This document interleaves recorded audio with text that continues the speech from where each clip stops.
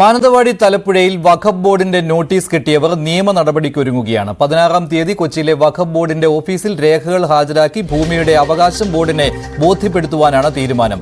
വഖഫിന്റേതായി നോട്ടീസിൽ പറയുന്ന 5.75 ഏക്കർ ഭൂമിയിൽ 1.7 ഏക്കർ തലപ്പുഴ മദ്രസയും പള്ളിയും സ്ഥിതി ചെയ്യുന്ന സ്ഥലമാണ്. ശേഷിക്കുന്ന ഭൂമിയിൽ നിന്ന് അത് കൈവശപ്പെടുത്തിയിരിക്കുന്നവർ ഒഴിഞ്ഞു തരണമെന്നാണ് നോട്ടീസിൽ വ്യക്തമാക്കിയിരിക്കുന്നത്. അവരുടെ പ്രതികരണം കേൾക്കാം ആദ്യം.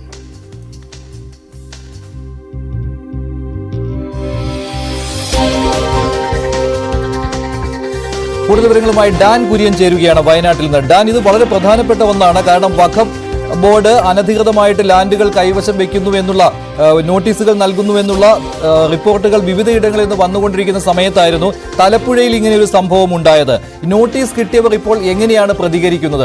അവർ സ്വാഭാവികമായിട്ടും അടുത്ത നടപടി എന്ന് പറയുന്നത് വഖഫ് ബോർഡിന് മറുപടി നൽകുക എന്നുള്ളതാണല്ലോ. അതിനും അപ്പുറത്തായിട്ട് അവരുടെ ഭൂമിയിൽ അവർക്കാണ് ഉടമസ്ഥാവകാശം എന്ന് സ്ഥാപിച്ചു കിട്ടുന്നതിന് വേണ്ടി രേഖകൾ കൈവശമുണ്ടെന്ന് തന്നെയാണോ അവർ പറയുന്നത് തലപ്പുഴ നിവാസികൾ?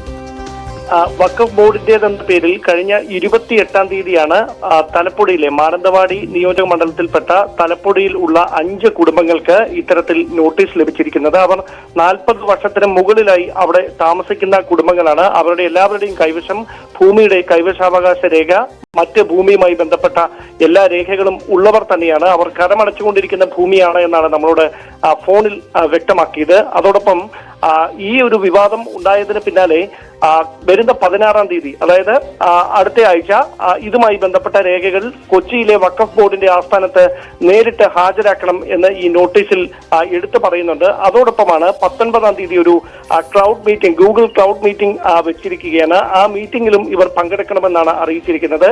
അവരുടെ കൈവശമുള്ള എല്ലാ രേഖകളും അന്ന് ഹാജരാക്കണം.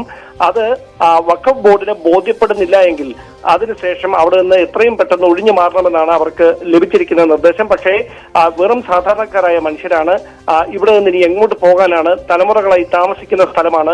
ഇനി അവർക്ക് അവിടെ നിന്ന് മുനമ്പത്തും ഇതേ രീതിയിലാണ് തുടങ്ങിയത്. നോട്ടീസായിരുന്നു ആദ്യം വന്നത്. അതിനുശേഷം ഇത് മറുപടിയിലും അനുകൂലമായ നിലപാടുണ്ടാകാത്തത് കൊണ്ട് പിന്നെ അതങ്ങ് നീണ്ടുപോവുകയും ഒടുവിൽ വഖഫ് ബോർഡിന്റേതാണ് ഭൂമി എന്ന രീതിയിലുള്ള ഉത്തരവ് വരികയും ചെയ്തതാണ്.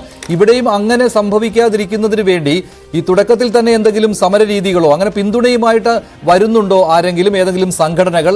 എന്താണ് ഇപ്പോൾ അവിടുത്തെ ഒരു സ്ഥിതി? ഇവർ സ്വാഭാവികമായിട്ടും ഞെട്ടലിലാണല്ലോ ഇവർ. ഇവിടെ ഇന്ന് പ്രധാനമായി നാളെ തെരഞ്ഞെടുപ്പിലേക്ക് കടക്കുകയാണ്. നാളെ വോട്ടെടുപ്പ് നടക്കുന്ന ദിവസമാണ്. ഇന്ന് നിശബ്ദ പ്രചാരണമാണ്.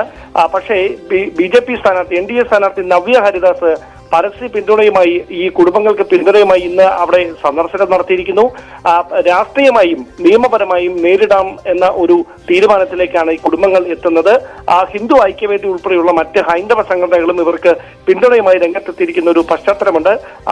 നേരത്തെ സൂചിപ്പിച്ച പോലെ 5.75 ഏക്കർ ഭൂമിയാണ് വഖഫിന്റേതെന്ന തരത്തിലുള്ള വിവരങ്ങളാണ് ഈ നോട്ടീസിൽ വ്യക്തമാക്കിയിരിക്കുന്നത്. അതിൽ തന്നെ 1.7 ഏക്കർ ഭൂമി നിലവിൽ പള്ളിയും ഖബറും മദ്രസയും സ്ഥിതി ചെയ്യുന്ന സ്ഥലമാണ്.